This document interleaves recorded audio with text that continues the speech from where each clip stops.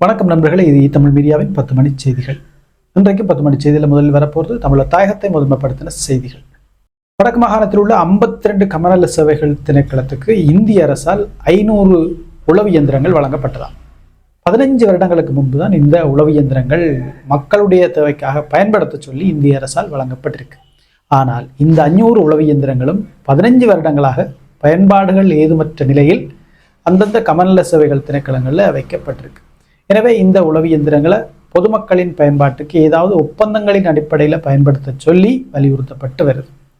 நாடு முழுவதும் கிளீன் ஸ்ரீலங்கா திட்டத்தின் படியும் சரி, ஊழலுக்கு எதிரான அரசின் செயற்திட்டங்களின் படியும் சரி, அரசு திணைக்களங்களில் தேவையற்றிருக்கும் வாகனங்களை விற்பனை செய்ய அல்லது அதை பயன்படுத்த சொல்லி வலியுறுத்தப்பட்டு வருது. எனவே இனியாவது வடமாகாணத்தில் உள்ள இந்த 500 உளவு இயந்திரங்களையும் பொதுமக்களின் பாவனைக்கு பயன்படுத்த இந்த அதிகாரிகள் வழிவிட வேண்டும். நேற்று முன்தினம் சுன்னாகத்தின் ஐயனார் கோவில் பகுதியில் கச்சான் புரைக்கேறியதன் காரணமாக 1.5 வயது குழந்தை ஒன்று உயிரிழந்திருக்கிறது. சம்பவம் என்னென்று சொன்னால், கச்சானை சாப்பிட்ட குழந்தை உறக்கத்துக்கு சென்று விட்டது. உறக்கத்தின் நடுவே எழும்பி வாந்தி எடுத்திருக்கு. அதோட குழந்தை இடைவிடாது அழத் தொடங்கியிருக்கு. எனவே பெற்றார் வந்து குழந்தையை மருத்துவமனைக்கு கொண்டு சென்றிருக்கின்றனர். மருத்துவமனைக்கு செல்லும் வழியிலேயே குழந்தை உயிரிழந்து விட்டது. குழந்தையை மருத்துவ பரிசோதனை செய்து பார்த்தபோது அந்த குழந்தையினுடைய சுவாச குழாயினுள் கச்சான் விதை ஒன்று சிக்கியிருந்தமை தெரிய வந்திருக்கிறது. எனவே அந்த குழந்தை கச்சான் உண்ணும் போது புறக்கேறியதால் இந்த மரணம் நிகழ்ந்திருக்கிறது என்ற முடிவுக்கு மருத்துவத்துறை வந்திருக்கிறது. எனவே இந்த பண்டிகை காலத்தில் குழந்தைகளுக்கு தின்பண்டங்களை கொடுக்கும்போது பெற்றார் மிக கவனமாக இருக்க வேண்டும். வவுனியா மாவட்டத்தில் தேர்தல் கடமைகளில் ஈடுபட்ட அரசு அலுவலர்களுக்கு இன்னும் தேர்தல் கால கொடுப்பனவுகள் வழங்கப்படவில்லை என்று விசனம் வெளியிட்டிருக்கிறார். கடந்த நவம்பர் மாதம் 14ஆம் தேதி இலங்கையில் நாடாளுமன்ற தேர்தல்கள் நடைபெற்றது. இந்த நாடாளுமன்ற தேர்தலில் வன்னி தேர்தல் மாவட்டத்தில் பல அரசு அதிகாரிகள் தமது கடமைகளை செவ்வனே நிறைவேற்றி இருந்தனர். ஆயினும் தேர்தல் முடிந்து 2 மாதங்கள் கடந்துள்ள நிலையில் அந்த அரசு அதிகாரிகளுக்கான அலுவலர்களுக்கான தேர்தல் கால கொடுப்பனவுகள் இன்னும் வழங்கப்படவில்லையா.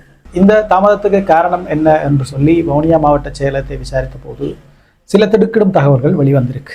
வன்னி மாவட்ட தேர்தல்களுக்காக அரசாங்கத்தால் ஒதுக்கப்பட்ட நிதியில் மோசடி இடம்பெற்றுள்ளதாகவும், அந்த மோசடியில் ஈடுபட்ட அரசு அதிகாரி ஒருவரை தற்காலிகமாக பணியிடை நீக்கம் செய்து அதற்கான விசாரணைகள் இடம்பெற்று வருவதாலே இந்த தாமதங்கள் ஏற்பட்டிருக்கு என்று சொல்லி மாவட்ட செயலகம் சார்பில் சொல்லப்பட்டிருக்கு. ஊழலை ஒழிப்பதற்காகத்தான் தேர்தல் நடந்தது, ஆனால் அந்த தேர்தலிலேயே ஊழல் நடந்திருக்கு. வடமாச்சி கிழக்கு மருதங்கணியில் உள்ள தனியார் நிதி நிறுவனம் ஒன்றில் இடம்பெற்ற மோசடி காரணமாக அங்கு பணியாற்றிய ஒருவர் கைது செய்யப்பட்டு சிறையில் அடைக்கப்பட்டிருக்கிறார். சில பல நாட்களாகவே இந்த விடயம் சமூக வலைதளங்களில் பகிரப்பட்டு வருது. என்னென்னா, அந்த நிதி நிறுவனத்தில் அடை வைக்கிறதுக்காக கொண்டு செல்லப்படும் நகைகள் திருப்பி பெறும்போது ஒன்றில் எடை குறைஞ்சிருக்குமாம் அல்லது அது போலியானதாக இருக்குமாம். எனவே இந்த மோசடி தொடர்பில் குறித்த நிறுவனத்தினர் மருதங்கணி போலீசாரிடம் மேற்கொண்ட முறைப்பாட்டுக்கு அமைவாக அங்கு பணியாற்றிய ஊழியர் ஒருவர் கைது செய்யப்பட்டிருக்கிறார். அவரிடம் முதற்கட்டமாக மேற்கொள்ளப்பட்ட விசாரணைகளை அடுத்து அவர் தடுத்து வைக்கப்பட்டிருக்கிறார்.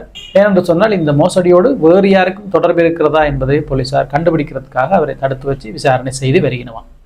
இலங்கையில் நிதி நிறுவனங்களில் வங்கிகளில் நகைகளை அடைய வைக்கிறது ஒரு பிரச்சனையாகவே மாறிக்கொண்டு வருது. இதற்கு முன்னரும் சில வங்கிகளில் அடைய வைக்கப்பட்ட நகைகள் காணாமல் போன சம்பவங்கள் எல்லாம் பதிவாகிருக்கு. எனவே இனி அடைய வைக்கிறார்கள் கொஞ்சம் கவனமாக இருக்க வேணும். அடைவு நகைகளை எடுத்த உடனே உங்களுடைய வீடுகளுக்கு கொண்டு செல்லாமல் எடுத்த இடத்திலே வைத்து அந்த நகைகள் எடை குறைக்கப்பட்டிருக்கா, போலியானதா, வேறு எதுவும் மாற்றம் செய்யப்பட்டிருக்கிறதா என்பதை பரிசோதித்து அவதானித்த பின்பே உங்களுடைய வீடுகளுக்கு எடுத்து செல்லுங்கள். ஏனெனில் நம்முடைய நாட்டு நிலைமை அப்படி.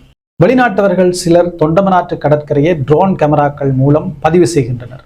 வெளிநாட்டவர்களின் இந்த நடவடிக்கைகள் ஏன் நடத்தப்படுகிறது? இது தொடர்பில் நமக்கு பலத்த சந்தேகம் ஏற்பட்டுள்ளது என்று சொல்லியிருக்கிறார் வடமராட்சி வடக்கு மீனவர் கூட்டுறவு சங்கங்களின் சம்மேளன தலைவர் திரு வர்ணகுலசிங்கம் அவர்கள். இந்த விடயம் தொடர்பில் அவர் ஊடகங்களுக்கு சில விஷயங்களை சொல்லியிருக்கிறார். என்ன சொல்லியிருக்கிறார் என்றால், முல்லைத்தீவின் கடற்கரைக்கே மியான்மர் அகதிகள் வந்தது கூட தெரியாத அளவுக்குத்தான் இலங்கையினுடைய கடற்படையின் அவதானிப்பு செயற்பாடுகள் இருந்து வருகிறது. எமது கடற்பரப்பில் வெளிநாட்டவர்கள் என்ன செய்கின்றனர் என்பதை தெரியாத அளவுக்குத்தான் இலங்கையினுடைய பாதுகாப்பு நிலைமைகள் இருக்கு. இந்நிலையில் தொண்டமனாற்று கடற்கரை பகுதியை ட்ரோன் கேமராக்கள் மூலம் படம் பிடிக்கும் வெளிநாட்டவர்கள் குறித்த அவதானம் எங்களுக்கு தேவை. அண்மையில் கடல் தொழில்துறை அமைச்சர் சந்திரசேகரன் அவர்கள் கடற்தொழில் தொடர்பான புதிய சட்டங்கள் உருவாக்கப்படும் போது ஐரோப்பிய நாடுகளுடன் கலந்தாலோசிக்கப்படும் என்று சொல்லியிருந்தார். மேற்படி கடல் தொழில்துறை அமைச்சரின் கூற்றானது எமது கடல் வளத்தை ஐரோப்பிய நாடுகளுக்கும் கூறு போட்டு விற்கிறார்களோ என்ற சந்தேகத்தை ஏற்படுத்தி இருக்கிறது. கடல் தொழில் குறித்து பல்வேறு சட்டங்கள் நிறைவேற்றப்பட்டுள்ளன. அந்த சட்டங்களை சரியான முறையில் நடைமுறைப்படுத்துங்கள், நிறைவேற்றுங்கள். அதுதான் தூய இலங்கை. அதை விடுத்து புதிய சுற்றறிக்கைகளை வெளியிடுவது மாத்திரம் தூய இலங்கை அல்ல என்று சொல்லி வர்ணகுலசிங்கம் காட்டமாக ஒரு அறிக்கையை வெளியிட்டிருக்கிறார். இப்படியாக மீனவ சம்மேளன தலைவரின் காட்டமான அறிக்கை ஒன்று வெளிவந்ததை அடுத்து கடற்படை தளபதி ஒரு அறிக்கையை விட்டிருக்கிறார். வடக்கு மீனவர்கள் அதிக அளவு இந்திய இழுவைப்படகுகளாலும் இந்திய மீனவர்களின் அத்துமீறிய தொழில் முயற்சிகளாலும் தான் பாதிக்கப்படுகின்றார்களாம். இப்படியான ஒரு அறிக்கையை ஒரு அரசியல்வாதி வெளியிடலாம், மீனவ சம்மேளனங்கள் வெளியிடலாம், ஒரு நாட்டின் கடற்படை தளபதி வெளியிடலாமா? என்ன செய்ய? அப்படித்தான் இருக்கு நம்ம நாட்டோட கடல்சார் இறமை. சரி, நான் வேற வர்ணகுலசிங்கத்தாட்ட அறிக்கையை வச்சு கொஞ்சம் காட்டமா செய்தி சொல்லிட்டேன். இதுக்கு வேற விசாரணைகள் வருவதோ தெரியல. யாழ்ப்பாணத்தின் வட்டுக்கோட்டை பகுதியில் வாள் ஒன்றுடன் கெத்து காட்டிய சிறுவன் ஒருவனை போலீசார் கைது செய்திருக்கிறார். சொல்லிபுரம் பெரியபுலோ பகுதியில் குறித்த சிறுவன் வாள் ஒன்றை வைத்து வீடியோ செய்து அதை டிக்டாக்ல பதிவேற்றி இருக்கிறார். எனவே இந்த வீடியோவை வச்சு போலீசார் அவரை கைது செய்து மல்லாகம் நீதிமன்றத்தில் முற்படுத்தி இருக்கிறோம். மல்லாகம் நீதிமன்றத்தால் அந்த சிறுவனை 14 நாட்கள் விளக்கமறியலில் வைக்குமாறு உத்தரவிடப்பட்டிருக்கு. உண்மையில் உலக அளவில் சமூக வலைதளங்களுக்கு அடிமையாகிறது யார் என்று பார்த்தால் இந்த சிறுவர்கள் தான். சில நாடுகள் முற்போக்கான வகையில் சிறுவர்கள் சமூக வலைதளங்களை பயன்படுத்த தடை விதிச்சிருக்கு. உதாரணமாக ஆஸ்திரேலியா எல்லாம் சிறுவர்கள் சமூக வலைதளங்களை பயன்படுத்துறதுக்கு தடை விதிச்சிருக்கு. இலங்கையில் சிறுவர்கள் சமூக வலைதளங்களை அதிகம் பாவிக்கணும். இதனால் அவர்களுடைய படிப்பு கெட்டுப்போகுது. அதே நேரத்தில் பல சிறுவர்கள் தாய் தப்பன் தொலைபேசிகளை கொடுக்கவில்லை என்ற காரணத்துக்காகவே தற்கொலை செய்திருக்கணும், தவறான முடிவுகளை எடுத்திருக்கணும். எனவே இந்த மாதிரி சம்பவங்கள் எல்லாம் தடுத்து நிறுத்த வேண்டும் என்று சொன்னால் இலங்கையிலேயும் சிறுவர்கள் சமூக வலைதளங்களை பயன்படுத்துறதுக்கு தடை விதிக்கப்பட வேணும், அல்லது அதுக்கு பொருத்தமான மாற்று செயற்திட்டம் ஒன்று நடைமுறைப்படுத்த வேணும். இல்லையேல் எதிர்காலத்தின் சிற்பிகளான சிறுவர்களுடைய நிகழ்காலம் கேள்விக்குறியாவதை யாராலும் தடுத்துவிட முடியாது. யாழ்ப்பாணத்தின் சண்டிலிப்பை பகுதியில் மனைவியின் காதை அறுத்த கணவன் விளக்கமறியலில் வைக்கப்பட்டுள்ளாராம். சம்பவம் என்னென்று சொன்னால் அவருடைய மனைவியார் உறவினருடைய வீட்டில் தான் வசித்து வருகிறார். எனவே அந்த உறவினருடைய வீட்டுக்கு சென்ற கணவன் அவருடைய காதை அறுத்து விட்டு தப்பி சென்று விட்டார். இப்படியாக கணவனின் சித்திரவதைக்குள்ளான மனைவி வட்டுக்கோட்டை போலீசில் செய்த முறைப்பாட்டுக்கு அமைவாக கணவன் கைது செய்யப்பட்டிருக்கிறார். அவரை மல்லாகம் நீதிமன்றத்தில் முற்படுத்தின போலீசார் அவர் செய்த சாகசங்களை எல்லாத்தையுமே நீதிமன்றத்துக்கு சொல்லியிருக்கணும். என்னென்றால் அவர் ஏற்கனவே மனைவியை பலமுறை தாக்கியிருக்கிறார், சித்திரவதை செய்திருக்கிறார், மனைவியின் தலையை உடைச்சிருக்கிறார், காலை முறிச்சிருக்கிறார் என்றெல்லாம் அவர் மீது அடுக்கடுக்கான முறைப்பாடுகள் போலீஸ் நிலையத்தில் சொல்லப்பட்டதாம். எனவே இதனை விசாரித்த நீதிமன்றம் அந்த கணவனை விளக்கமறியலில் வைக்குமாறு உத்தரவிட்டிருக்கு. யாழ்ப்பாணத்தில் எத்தனை விதமான குற்றச்செயல்கள் நடக்குது என்ன? இப்படி இருந்த யாழ்ப்பாணம் வடகிழக்கு ஒருங்கிணைப்பு குழுவின் இணைப்பாளரான ஜாட்சன் பிஜிராடோவை விசாரணைக்கு வருமாறு குற்றப்புலனாய்வு திணைக்களம் அழைப்பு விடுத்திருக்கு. கடந்த வாரம் வடகிழக்கு மாவட்ட ஒருங்கிணைப்பு குழு முல்லைத்தீவு மாவட்ட செயலகத்துக்கு முன்பாக ரோஹிங்கியா அகதிகளை மீண்டும் மியான்மருக்கு அனுப்ப வேண்டாம் என்று கூறி போராட்டம் ஒன்றை முன்னெடுத்திருந்தமை குறிப்பிடத்தக்கது. என்னடாப்பா கண்காணிக்க மாட்டோம், விசாரிக்க மாட்டோம் என்றெல்லாம் உத்தரவாதம் கொடுத்தீங்க, இப்போ பழையபடி ஆரம்பிக்கிறீர்கள், என்ன நடக்குன்றே விளங்குதில்லை, போக போக எல்லாம் தெரியுமே. அடுத்த 10 மணி செய்தியில் சொல்ல போகிறது தெற்கை மையப்படுத்தின செய்திகள். முன்னாள் அமைச்சரும் மஹிந்த ராஜபக்சவின் சகோதரருமான பசில் ராஜபக்ச தொடர்பான விசாரணைகள் ஆரம்பிக்கப்பட்டுள்ளன என்று ஒரு தகவல் வெளிவந்திருக்கு. அதன்படி கடந்த காலங்களில் பசில் ராஜபக்சவுடன் வர்த்தக உறவுகளை கொண்டிருந்த பிரமுகர்களிடம் குற்றப்புலனாய்வுத்துறையினர் வாக்குமூலங்களை பெற்று வருகின்றனராம். பசில் ராஜபக்சவின் வீடுகள், சொத்துக்கள், சேமிப்புகள் குறித்தும் குற்றப்புலனாய்வுத்துறையினர் தீவிர விசாரணைகளை முன்னெடுத்து வருகின்றனர். சர்வதேச பிடியாணை ஒன்றை பெறக்கூடிய வகையில் அவருக்கு எதிராக வழக்கொன்று தாக்கல் செய்யப்படுவதற்கான ஆவணங்கள் இரகசியமான முறையில் திரட்டப்படுகின்றன என்றும் சொல்லப்படும். குப்பை தின்றவன் தண்ணீர் குடித்தே ஆக வேணும் என்ற தமிழ் பழமொழிக்கு ஏற்ப இவரும் சில வேளைகளில் கைது செய்யப்படலாம். அப்படியாக கைது செய்யப்பட்டால்தான் தேசிய மக்கள் சக்தி அரசாங்கத்தின் அரசியல் அடுத்த கட்டத்தை நோக்கி நகர வாய்ப்பிருக்கு. ஏனென்றால் தேசிய மக்கள் சக்தி அரசாங்கத்தின் 3 மாத கால போக்கு குறித்து சிங்கள மக்கள் மத்தியில் அதிருப்தியே உருவாகி வருது. குறிப்பாக இன்னமும் அவர்கள் ராஜபக்ச குடும்பத்தில் கை வைக்கவில்லை என்ற குற்றச்சாட்டுகளும் விமர்சனங்களும் வெளிப்படையாகவே இப்ப முன்வைக்கப்பட்டு வருது. எனவே விரைவிலேயே ராஜபக்ச குடும்பத்திலிருந்து ஒருவரை தூக்க வேண்டிய தேவை அரசாங்கத்துக்கு உருவாகி வருது. இன்றைக்கு இரவு சீனாவுக்கு பயணமாகிற இலங்கை ஜனாதிபதி அனுரகுமார் திசாநாயக்க எதிர்வரும் 17ஆம் தேதி வரைக்கும் சீனாவில் இருப்பார். இந்த 3 நாள் பயணத்தின் போது சீனாவுடன் இலங்கை 7 உடன்படிக்கைகளில் கைச்சாத்திடப்பட உள்ளதாக தெரிய வருகிறது. முதலீடு, சூரிய வெளிச்சக்தி, மீன்பிடி, சுற்றுலா மற்றும் பொருளாதார மேம்பாடு ஆகிய துறைகளிலேயே இந்த உடன்படிக்கைகள் செய்யப்பட இருக்காம். இதே நேரத்தில் சர்வதேச நாணய நிதியத்தின் கடன் மறுசீரமைப்பு திட்டங்களின் போது இலங்கைக்கு சீனா செய்த உதவி, இலங்கையின் பொருளாதார மீட்சிக்கு சீனா வழங்கும் தொடர்ச்சியான ஆதரவு ஆகிய விடயங்கள் தொடர்பாகவும் இந்த பயணத்தின் போது ஜனாதிபதி அனுரகுமார் திசாநாயக்க சீனாவுடன் பேச இருப்பதாக தெரிய வருகிறது. இதே நேரத்தில் ஜனாதிபதி அனுரகுமார் திசாநாயக்க அவர்களின் சீன பயணத்தை இந்திய ஊடகங்கள் ஆழமாக அவதானித்து வருகின்றன என்று சொல்லி நேற்று கொழும்பு ஊடகம் ஒன்று தகவல் வெளியிட்டிருந்தது. என்ன இருந்தாலும் பக்கத்து வீட்டுக்காரனுக்கு ஒரு பயம் இருக்கும் அல்லவா? அந்த பயத்தின் வெளிப்பாடுதான். சட்டத்தின் முன் அனைவரும் சமமாகவே மதிக்கப்படுவர். எவருக்கும் சிறப்பு சலுகை வழங்க முடியாது. நீதிமன்ற தீர்ப்புக்கு அமைய சிறைச்சாலையில் இருக்க வேண்டியவர்கள் சிறைச்சாலையில் தான் இருக்க வேண்டும். அதனை விடுத்து சிறை தண்டனையை அனுபவித்துக் கொண்டு சுகபோகமாக யாரும் வாழ முடியாது என்று சொல்லியிருக்கிறார் பொதுமக்கள் மற்றும் பாராளுமன்ற அலுவலர்களின் பிரதி அமைச்சர் சுனில் வட்டக்கல அவர்கள். கிளீன் ஸ்ரீலங்கா திட்டம் தொடர்பில் ஊடகங்களுக்கு கருத்து வெளியிடும் போது அவர் மேற்கண்டவாறு குறிப்பிட்டிருக்கிறார். அங்கே அவர் மேலும் சில கருத்துக்களை விதைச்சு போயிருக்கிறார். தங்களின் அரசியல் லாபத்துக்காக சிலர் கிளீன் ஸ்ரீலங்கா திட்டத்தை விமர்சிக்கின்றனர். நாடு என்ற வகையில் அனைவரும் முன்னேற வேண்டுமாக இருந்தால் இந்த கிளீன் ஸ்ரீலங்கா திட்டத்தை ஆதரிக்க வேண்டும் என்று சொல்லியிருக்கிறார். அதே நேரத்தில் இந்த துமிந்த சில்வா விடயமும் இப்போது தெற்கில சர்ச்சைக்குரியதாக மாறி வருது. ரெய்னோ சில்வா அவர்களுடைய சகோதரன் துமிந்த சில்வா மஹிந்த ராஜபக்ச காலத்தில் பாரத லக்ஷ்மன் என்ற மஹிந்தவின் விசுவாசியை சுட்டுக் கொன்றமை காரணமாக சிறையில் அடைக்கப்பட்டிருக்கிறார். அவருக்கு நீதிமன்றம் ஆயுள் தண்டனை வழங்கியது. அதனை அடுத்து அவர் சிறையில் அடைக்கப்பட்டிருந்தார். கடந்த ஜனாதிபதி கோட்டபாய ராஜபக்சவின் காலத்தில் அவர் ஜனாதிபதி பொது மன்னிப்பின் கீழே விடுவிக்கப்பட்டார். ஏனென்றால் துமிந்த சில்வா ராஜபக்சக்களின் தீவிரமான விசுவாசி. அத்தோடு இல்லாமல் துமிந்த சில்வாவின் சகோதரன் ரெய்னோ சில்வா தெற்கையே கட்டி போடும் அளவுக்கு மிகப்பெரிய ஊடக வலையமைப்பு ஒன்றை வைத்திருக்கிறார். எனவே ஆட்சிக்கு வரும் அரசாங்கங்கள் துமிந்த சில்வா விடயத்தில் கொஞ்சம் கரிசனை காட்டும். அவர்களை பகைத்துக் கொள்ள விரும்புவதில்லை. கடந்த நாடாளுமன்ற தேர்தலின் போதும் சஜித் அணிதான் அரசமைக்கும் என்ற நம்பிக்கையில் ரெய்னோ சில்வா, அதாவது துமிந்த சில்வாவின் சகோதரன், அவருடைய ஊடகங்களில் சஜித் பிரேமதாசவுக்கு பலமான ஆதரவை வழங்கி இருந்தார். எனவே சஜித் அணிக்கு வழங்கிய ஆதரவு காரணமாக அனுர தலைமையிலான அணியினருக்கு கடுமையான விமர்சனங்களையும் அந்த ஊடகங்களில் வெளிப்படுத்தி இருந்தனர்.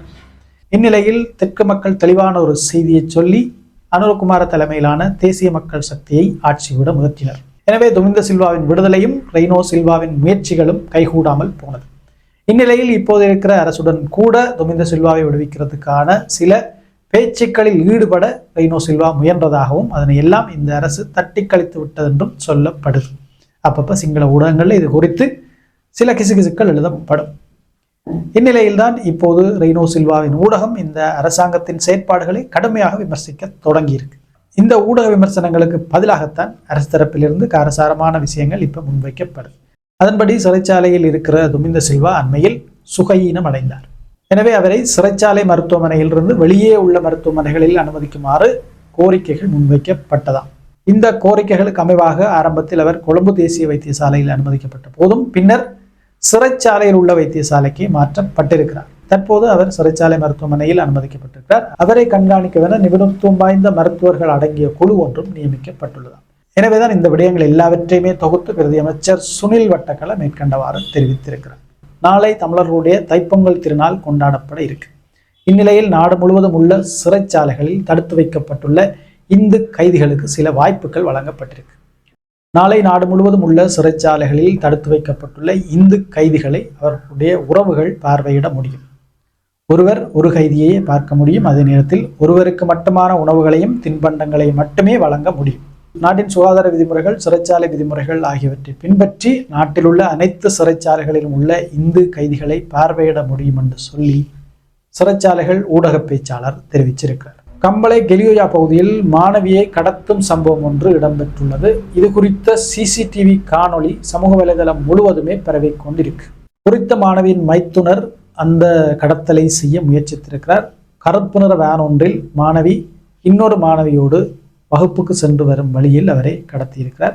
அப்படி மாணவியை கடத்தும் போது இன்னொரு இளைஞன் அந்த மாணவியை காப்பாற்றுவதற்காக வேனில் தொற்றிக்கொண்டே போறார். 500 மீட்டர் தூரம் போய் அவரால் முடியாமல் போக வேனிலிருந்து தள்ளிவிடப்படுறார். இந்த சம்பவங்களை அவதானித்த ஆசிரியர் ஒருவர் அந்த வேனை 20 கிலோமீட்டர் தூரம் துரத்தி சென்றிருக்கிறார். பொலன்னறுவை பகுதியில் அந்த வேன் வேறு திசையில் சென்று விட்டது.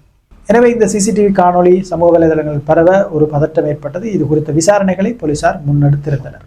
குறித்த மாணவியை கடத்தியவர் அவருடைய மைத்துனர் தான் என்பதை முதற்கட்ட விசாரணையிலேயே போலீசார் தெரிந்து கொண்டனர். ஏனெனில் அந்த கடத்தல்காரர்கள் பயன்படுத்தின வாகனம் வாடகைக்கு புறப்பட்டிருக்கு. இந்த கடத்தலுக்காக பயன்படுத்தப்பட்ட வாகனத்தை பொலன்னறுவை பகுதியில் உள்ள வாடகைக்காரர் ஒருவரிடம் பெற்றிருக்கின்றனர். எனவே கடத்தல் சம்பவம் முடிவிட்டதும் வாகன சாரதி குறித்த வாடகைக்காரரிடம் வாகனத்தை ஒப்படைத்துவிட்டு வீடு திரும்பிவிட்டார். போலீசார் வாகனத்தை பின்தொடர்ந்து வாகன வாடகைக்காரரை பிடித்து பிறகு வாகன சாரதியையும் கைது செய்து விட்டனர். பின்னர் இன்று மதியம் அளவில் குறித்த மாணவியையும் அவரை கடத்தி சென்ற மைத்துனரையும் அம்பாறை பேருந்து நிலையத்தில் வைத்து போலீசார் கண்டுபிடித்திருக்கின்றனர். கண்டி நோக்கி சொகுசு பஸ் ஒன்றில் பயணமாக காத்திருந்த நிலையில் இருவரையுமே போலீசார் கைது செய்திருக்கின்றனர். அந்த மைத்துனரை கைது செய்து போலீசார் விசாரித்த போது அவர் ஜப்பானில் வேலை செய்யும் போது தன்னுடைய சம்பளத்தை தன்னுடைய மைத்துனரான, அதாவது அந்த மாணவியின் தந்தையாரிடம் கொடுத்து வைத்திருந்தாராம். நாடு திரும்பியதும் அவர் அந்த பணத்தை கொடுக்கவில்லை. எனவே அதற்கு பழிவாங்க முகமாகவே இந்த கடத்தலை செய்ததாக அவர் குறிப்பிட்டிருக்கிறார். ஆனால் நேற்றைய தினம் அந்த மாணவியை கடத்திய உடனேயே கடத்தல்காரர் குறித்த மாணவியின் தந்தையிடம் முதலில் 50 லட்சம் ரூபாவை கப்பமாக கோரியிருக்கிறார். பின்னர் 20 லட்சம் ரூபாவை கப்பமாக கோரியிருக்கிறார். அதனையும் தர முடியாது என்று அந்த தந்தை சொல்லவே அவர் வைத்திருக்கிற வேனையும் 2 லட்சம் ரூபாய் பணத்தையும் கப்பமாக கோரியிருக்கிறார். ஆனால் அந்த தந்தையோ இதெல்லாம் தர முடியாது, வெறும் 50,000 ரூபாவை தரலாம் என்று சொல்லி அந்த 50,000 ரூபாவை அவருடைய வங்கிக்கு வைப்பிலிட்டிருக்கிறார். இவ்வளவுதான் அந்த கடத்தலுக்காக கோரப்பட்ட கப்ப தொகை. இந்த கடத்தல் சம்பவம் பெரும் பரபரப்பாக இருந்தது. அந்த கடத்தலோடு சம்பந்தப்பட்ட காணொளிகள் வெளியாகினதான் அதுக்கு காரணம். ஊடகங்கள்லையும் இந்த கடத்தலுக்கு பெரிய முக்கியத்துவம் கொடுக்கப்பட்டிருந்தது. ஆனால் அந்த கடத்தலின் பின்னால் இருக்கிற சம்பவங்களை பார்த்தால் விஜய் சேதுபதி நடித்த சூதுகவும் படத்தில் அந்த கடத்தல்காரர்கள் போடுற கண்டிஷனை விட மோசமானதாக இருக்கு. இது ஒரு குடும்ப பிரச்சனையின் காரணமாக இடம்பெற்ற கடத்தல். ஆனாலும் இந்த மாதிரியான குற்றச்செயல்களை அனுமதிக்க முடியாது. இவ்வளவுதான் இன்றைய 10 மணி செய்தி. மீண்டும் நாளை இன்னொரு 10 மணி செய்தியில் உங்களை சந்திக்கிறேன்.